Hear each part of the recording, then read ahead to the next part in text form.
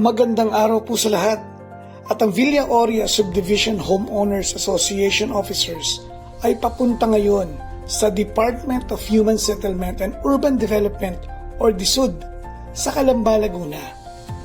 Pero bago ang lahat, kain muna tayo sa McDo. Salamat din ng Cora. Sayang nga at wala ang lahat, hindi tayo nakumpleto. At eto na tayo ngayon, dumating na tayo sa office ng DSUD, wala pang 9 o'clock. Wala nang pakuli-kuli pa, attend na agad ng orientation for newly registered HOA.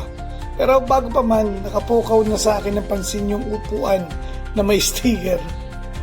So pinalawanag na nga sa amin ng mga dapat naming malaman bilang mga officers ng homeowners. Puro legality lahat ang pinaliwanag sa amin.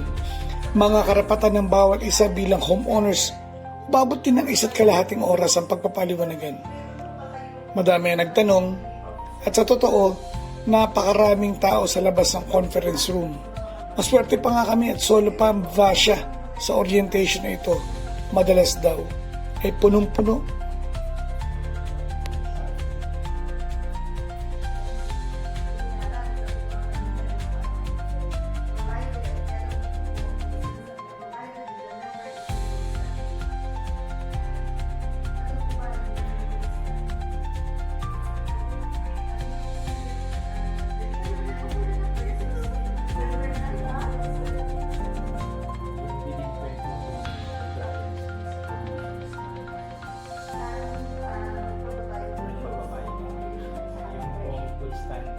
May kasama po yan sa objective katulad ng behavioral standing.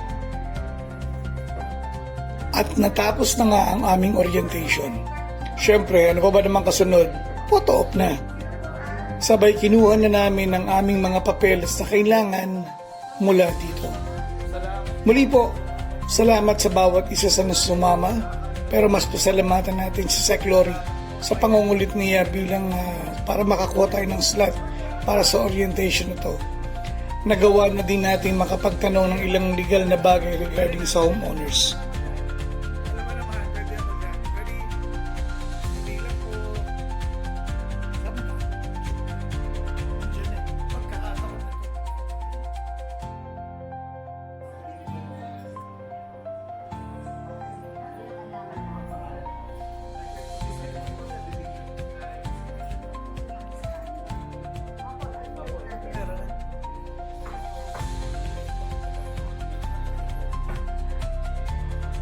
Yung sumunod ang pinakamalasa. Siyempre, kasi lunch na. Panalo sa pinagdalhan sa amin, ang RSM Lutong Bahay Restaurant. Yan ang sarap ng pagkain nila. Siguro patunay na din ang mga tropeyo na makikita dito bilang pagkilala sa kanilang masarap na pagkain at magandang serbisyo. At siya nga pala, ngayon ko lang din experience ang service charge na nakalagay sa bill. Matik na pagdating sa tip. Di na nga naman mag-aaway ang mga staff hanggang kusina dala sa tip. So yun lamang po at magandang araw sa ating lahat. Tapos na po sa DSUD, ngayon naman ay konting lunch